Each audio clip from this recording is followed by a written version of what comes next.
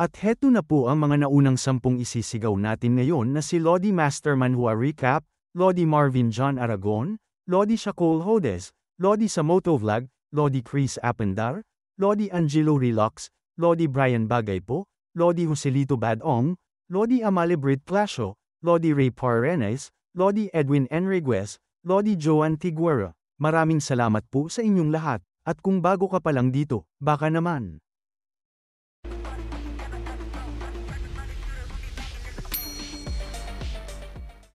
Ika-48 kabanata sa pagpapatuloy. Makalipas ang kalahating insenso, nakatingin ang ating bida sa nawasak na malaking bato. Matapos mag-eksperimento ng ilang ulit, labis na nagulat si Hauxian. Na natutulalang sinasabi niya habang ang hangin ay dumadaan sa kanya na ang mahikang ginamit ko.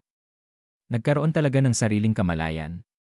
Dagdag pa niya habang namutla ito na hindi ka panipaniwala. Ngayon ko lang narinig ang ganito. Sino kaya talaga ang makapangyarihang nilalang na dating nagmamay-ari ng katawang ito? Na biglang lumabas ang system sa harap niya. Na sinabi nito sa kanya na target ng misyon. Baguhang tagapagmana. Kasalukuyang kinikilalang pinuno ng lungsod ng Lingjiang. Na matatagpuan sa silangang labas ng lungsod sa loob ng kuta ng bundok ulong. Napaseryoso siya ng muka na nakatingin dito na napasabi siya na Hawi. Isa na namang Panginoon ng lungsod. Anong dahilan at doon siya nagtungo sa kuta? At lumipat ang eksena sa isang tanawin ng kabundukan na may mga matataas at matutulis na bundok na umaabot sa kalangitan. Sa gitna ng tanawin, sa isang gilid ng bundok na makikita ang ilang istruktura na tila mga sinaunang gusali. Mayroon ding pader na bumabalot sa ilang bahagi ng mga istrukturang ito. At sa pasukan nito 3 anino ng tao ang makikita na nag-uusap. Sinabi ng kalbong nakakrus ang kamay sa katawan na anong dahilan at bigla tayong pinatawag ng pinuno. Sinagot naman siya nito na hindi mo pa ba naririnig ang balita? Natumugo ng isang kalbo na hindi. Ano ba talaga ang nangyari? Muli na namang sinabi nito na itinaas ang isang daliri na may ilang tauhan sa kuta na nakakita sa Lord ng Lingjiang na sugatan ng husto sa loob ng gubat. Nanlaki ang mga mata nito sa kanilang narinig na napasabi na ang pinuno. Na nakatingin ang 2 kalbo sa isang lalaki na may mga pawis sa pisngi na sinabi nito sa kanila na balak ng amo na humingi ng ransom mula sa mansyon ng kanilang Panginoon. Dagdag pa niya na kapag nakuha na natin ang ransom, agad tayong magkakanya-kanyang takbo. Mula doon, hindi na natin kailangang mag-alala sa pagkain at pananamit. Dagdag pa nito habang nakatago ang ating bida sa damuhan na pipilitin nilang magbayad ng ransom ang mansyon ng kanilang Lord.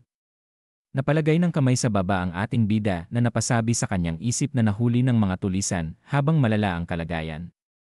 Hindi na nakapagtataka kung bakit nasa isang liblib na baryo sa gitna ng kabundukan. Dagdag pa niya na nakatingin sa mga ito na sa ngayon, ang tungkulin ko ay makalapit muna kay Hawi, unawain ang tunay niyang pagkatao, at saka kumilos ng naayon. Upang lubos na maunawaan ang pakay, hindi ko maaaring ipakita ang sarili kong kapangyarihan o makatawag ng labis na atensyon. Napaisip pa siya na nakahawak sa baba na sinabi na pag-isipan natin ito. Magkunwaring iligtas ang isang tao, makalapit sa pakay, at saka kumilos base sa kalagayan.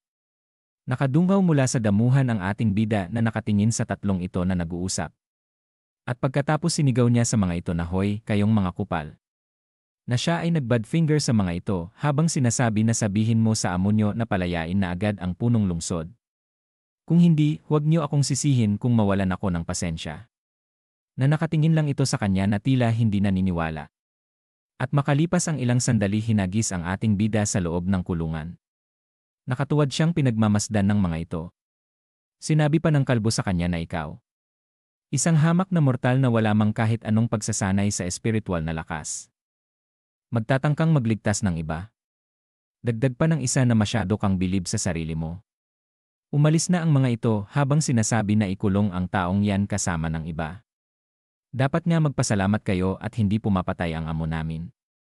At mula sa kulungan makikita doon si Haoyi, ang Panginoon ng Lingjiang City, na nakatingin sa kanya. Habang dumadaing ng sakit ang ating bida, sinabi naman sa kanya ni Haoyi na sabi nila, nandito ka raw para magligtas. Hindi naman ako ang nililigtas mo, di ba? Napalingon ang ating bida ng mabilis. At pagkatapos masayang sinabi niya dito na ikaw ang pinuno ng lungsod, hindi ba? Matagal na kitang hinahangaan.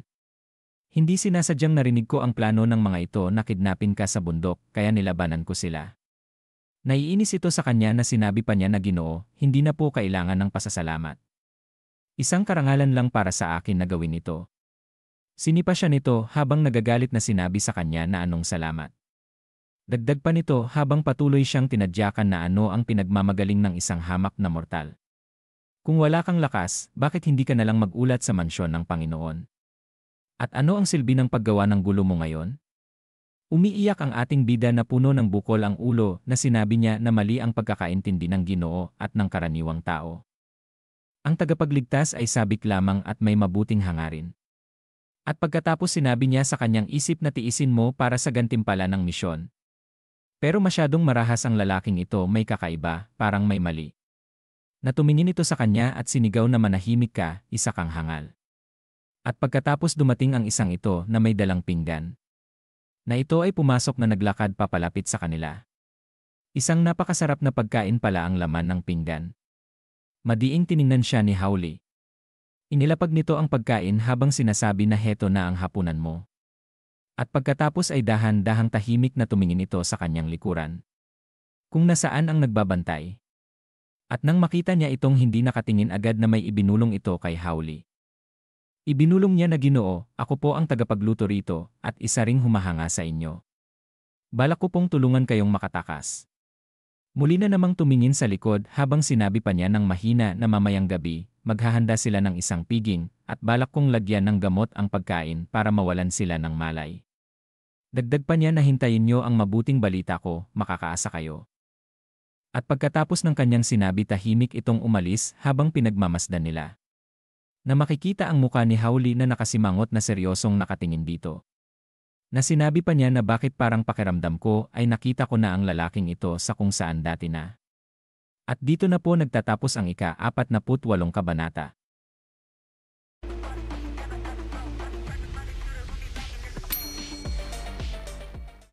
Ika-49 na kabanata sa pagpapatuloy. Sumapit na ang gabi na makikita ang matatayog at matutulis na mga kabundukan. Sa kalangitan sa itaas, makikita ang isang maliwanag na buong buwan at ilang maliliit na bituin na kumikinang na mga tuldok na nagpapahiwatig ng kalmadong gabi.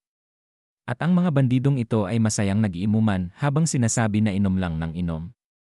Malapit na tayong maging mayayamang Ginoo. At wala na tayong magiging problema sa pera. Kahit pa magbigay tayo sa mga dukha. Samantala makikita ang lugar ng lutuan. Ang lalaking ito na tagaluto ng bandido ay may inilalagay sa kanyang niluluto. At isang babae mula sa pintuan ang makikita na nakatingin sa kanya. Asawa pala ito ng lalaki na sinasabi sa kanya na mahal, pakiusap, huwag mong gawin ito. Ang mga bandidong ito ay ang ating mga tagapagligtas. Habang nakatalikod ang mga ito sinabi pa sa kanya ng babae na kung hindi nila tayo iniligtas, matagal na tayong pinatay ng mga halimaw na yon. Ang ginagawa mo ngayon ay pagsukli ng kabutihan ng kasamaan. Lumingon ito sa kanya at sinabi na may malalim na tingin na ano't anuman, sila pa rin ay mga tulisan. Nag-aalalang sinabi naman ng asawa niya sa kanya na pero mabubuti silang tao na ang ninanakawan lang ay masasamang loob. Hindi ba ikaw rin ang nagsabi niyan? Habang nagbubuhos ito ng tila paminta sa pagkain sinabi niya na may madilim na ekspresyon ng muka na tama na ang usapan. Desidido na ako. Sa ganitong paraan lang tayo magkakaroon ng pagkakataong makaahon sa kahirapan at maibigay ko sa iyo ang mas magandang buhay sa hinaharap. Dagdag pa nito na kailangan kong maging isang taong kilala at kagalang-galang. Baka ito na lang ang tanging pagkakataon ko. Kailangan ko itong sunggaban. Nakatingin ang kanyang asawa sa kanya na may pag-aalala. At lumipasa ang ilang sandali, ang lalaking tagaluto ay mabilis na bumaba sa kulungan. At binuksan niya ang kulungan na may galak sa muka. At sinabi nito habang napatingin sa kanya si Howley at ang ating bida na ayos na ang lahat sa mga otoridad. Tara na agad. At ilang sandali pa ay makikita na sila sa labas na naglalakad habang ang mga bandido ay nakahandusay sa lupa na walang malay. Makikita ang muka ni Howley na seryosong nakatingin sa ibaba. Na pinagmamasdan niya ang mga ito na mahimbing na natutulog. Na may namumulang mga muka dahil sa kalasingan at ang inilagay ng lalaki sa pagkain. Sinabi sa kanya ni Howley na magaling bilang pinuno ng bayang ito, lagi kong sinusuklian ang kabutihan. May malaking gantimpala na naghihintay pagbalik natin. Na masayang sumuntok ito sa kanyang palad at sinabing maraming salamat aking Panginoon. Nakangiting sinabi naman sa kanya ni Howley na gayunman. May isa pa akong munting bagay na kailangan mong asikasuhin. Nakangising tumugon ito sa kanya na hindi mo na kailangang sabihin na isa lang. Kahit 10, walang problema. Malalim na tiningnan siya ni Howley at sinabi sa kanya na pumunta ka at patayin silang lahat. Ito lang ang tanging paraan para hindi nila tayo habulin. Nagulat ang ating bida at ang asawa nito, pati na rin siya, nang marinig niya ito mula kay Howley. Nakatingin ang ating bida sa gilid na sinabi niya na ang taong ito. Anong nangyayari dito? Mas malala pa ang ugali niya kaysa kay Nezha. Dagdag pa niya na sadyang pagpatay ba ito? O basta-basta na lang pagmasakar? Sinabi ni Howley sa kanya habang may alinlangan sa mukha nito na ano. Hindi mo kayang gawin? Sinabi naman ng kanyang asawa sa kanya na mahal. Huwag mong gawin ito. Magkakaroon ito ng mabigat na kapalit. Sinabing muli sa kanya ni Howley na ito na ang bihirang pagkakataon para sa isang malaking tabumpay. Huwag mo itong palampasin. Alam kong mga tulisan ang mga to, pero sa totoo lang, maganda ang reputasyon nila. Gusto ko lang silang mamatay. Kung ikaw ang nasa kalagayan ko, ano ang pipiliin mo? Napatungo ito ng ulo na malalim na nag-isip. Na sinabi naman ng ating bida sa kanyang isip na nakatingin sa lalaki na ang taong ito ay sobrang marahas. Ano ang dapat kong gawin? Dagdag pa niya sa isip habang naglalabas ng maraming sinulid na enerhiya sa kanyang daliri sa likuran na bagamat ako'y bihag ng mga tulisan, sinadya kong pukawin ang kanilang galit. Ngayon, plano nila akong ipatubos. Dagdag pa niya na isa-isa niyang tinusok ito ng mga sinulid na enerhiya na ang ibinigay nilang gamit na pangligtas kanina ay mapapakinabangan ko na ngayon. Maaari akong pumasok sa isang parang kamatayang estado sa maikling panahon at pagkatapos noon, kahit gaano kalubha ang mga sugat ko, gagaling pa rin ako. Tumingin siya sa gilid na sinabi pa niya sa isip na ang mga ito ay nanginikil lang ng pera, hindi karapat-dapat mamatay. At pagkatapos sinabi ni Howley na ano. Nakapag-isip ka na bang mabuti? Makikita ang bibig nito na may pawis sa pisngi na sinabi niya na ako. Nabinulot niya ang kutsilyong hawak na sinabi pa niya na kahit ano pa.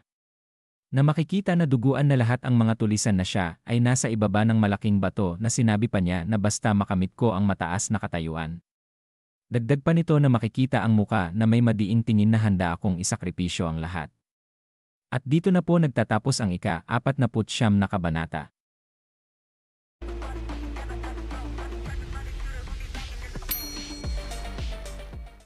Ika-50 kabanata. Sa pagpapatuloy, makikita ang palasyong ito na sinasabi sa kwento na tumutupad sa salita ang Panginoon ng lungsod ng Linjiang. Tulad ng kanyang pangako, agad niyang ginantimpalaan ng kayamanan ang kusinero pagkarating nila sa tahanan ng Panginoon. Na makikita itong nakangiti na pinagmamasdan ang kanyang kamay na puno ng gintong singsing. At hindi lamang kayamanan ang iginawad, kundi pati rin ang mga babae. Na makikita itong sinapawan ang kusinero na makikita sa kanyang muka na hindi makapaniwala na nangyayari ito sa kanya. Dagdag pa sa kwento na para sa kanya, na namuhay sa kahirapan ng kalahati ng kanyang buhay, ito ay parang panaginip. At lumipat ang eksena sa Lord's bedroom. Kung saan nakapangalong baba si Howley sa kanyang upuan na nakatingin ng direkta sa unahan. Na sinabi niya na ano ang lagay. Tapos mo na bang siya sa atin ng lubusan ang bagay na yon? Tumugon ito habang isinuntok ang kamao sa palad na nag-uulat sa Panginoon, ang lahat ay masusi ng nausisa. Dagdag pa niya na yung kusinero ay ilang beses nang sumali sa pagsusulit ng imperyo noon. At ipinakita ang nangyari noon na ang kusinero ay nakaluhod kay Howley habang sinasabi pa ng nag-uulat na hindi lamang nagpakita ng pagpapakumbaba ang taong ito bilang isang mababang opisyal, nagbigay-pugay din ang taong ito sa iyo. Ngunit kalaunan, pinalitan siya ng isa sa mga pinagkakatiwalaan mo sa kanyang posisyon. At pagkatapos ay umalis siya ng Linjiang kasama ang kanyang asawa. Nakahawak sa baba si Howley habang sinasabi pa sa kanya ng taga-ulat na habang nasa daan, nasalubong ang mga tulisan, ngunit nailigtas ng Dragon Tiger Gang. Dahil wala ng ibang paraan, napilitang maging tulisan at kusinero para mabuhay.